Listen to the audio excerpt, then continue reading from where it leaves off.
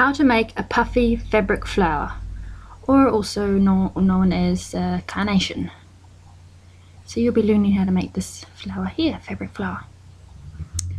So all you'll need is just a pair of scissors, some fabric, which I've used varicose, and needle and thread. This video is a quick one, just to show you very quickly how fast you can make, how very fast and easy you can make these flowers. Right here I've just got my unironed fabric, because this is the type of style of fabric flower that I want to have. And I've just folded over maybe 2 inches of fabric, and then I've folded it again, done a cut, I'll cut it in half, and then I've folded it again twice, so I've got 4 pieces after I've cut it. I've got 4 square pieces of fabric,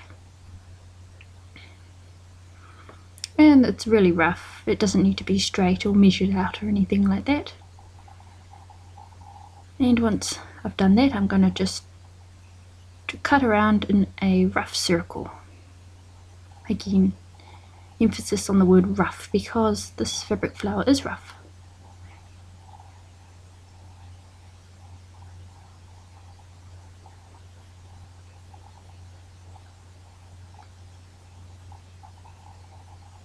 So there we have our petals, and that didn't take very long.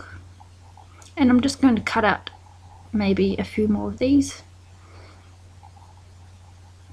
so there I have a nice bunch of maybe 20 petals. And now I'm going to make the back of our flower, and this is what we're going to pin our petals on. So just a rough guide: grab one of the petals that you've just made, put it on the piece of felt or any material. I'm using felt here. It could also be the same petal material.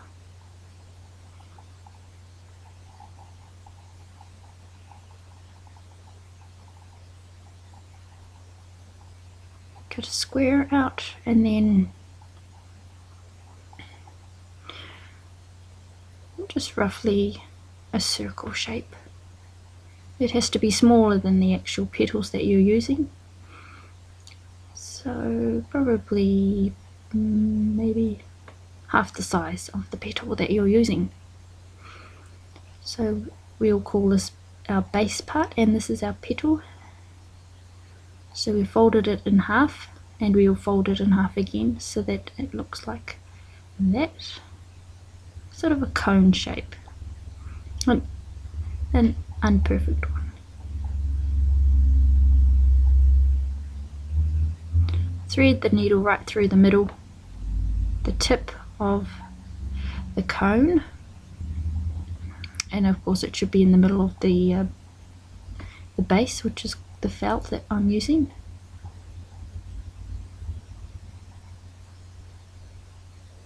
I'd sometimes use the base as the same material, but for this one it's a bit easier to show you as varicose. If I use the base varicose fabric, it's quite flimsy. Okay, so I've just done another petal, folded it twice in half, and I've stacked the petal, this time opposite the first one that we've put, and I've just threaded the needle right through the middle at the tip of the petal.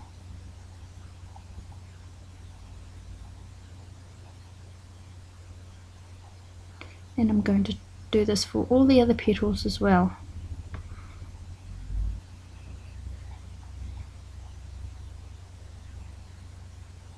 This petal here is quite long, but it gives a lovely shape. Okay, now I'm going to thread the needle up through the middle, making sure I can see the needle go through the middle of the the tip of the next petal that I've just put on. And just watch for your fingers.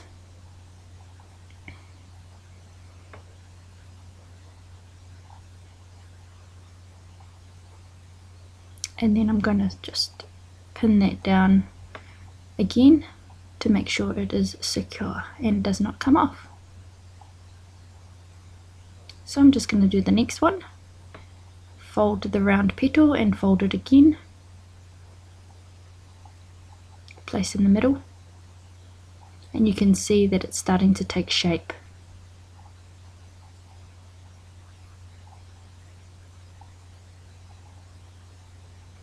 Push the needle right through the middle so that it comes out at the tip of that petal we just put down. It's a bit hard to see sometimes, but if it comes off like that, you can just put the needle through, back through the top of the petal, where the pointy part.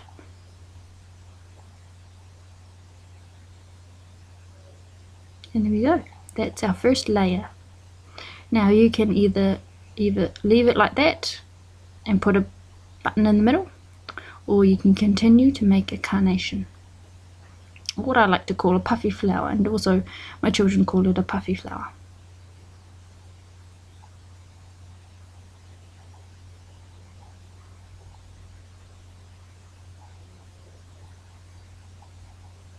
So just trim around the petals if they're just a bit too big,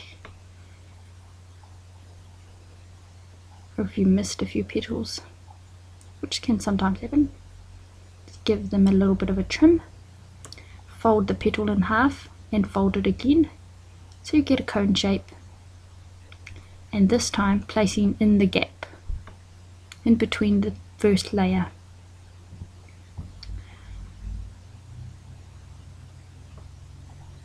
And you'll pretty much be doing this for the rest of the petals if you choose to do a carnation or a puffy flower.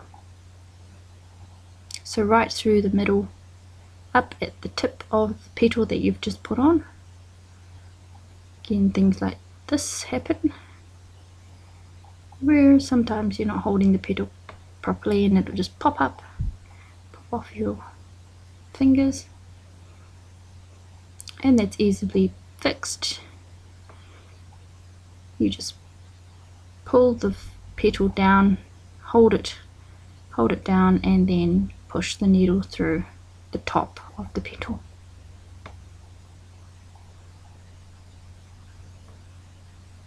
Very simple and very easy.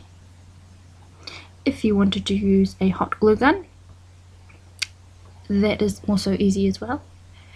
Instead of using the needle and thread, you just use the hot glue gun. Putting just a dab of hot glue at the corner, at the point of the petal where you thread the needle through, and just press it down.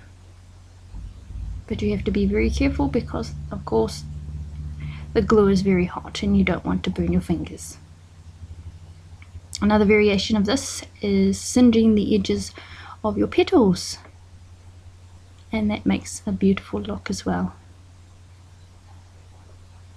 So once you've learnt the basics of this flower, you can pretty much make your own personalized styles and designs.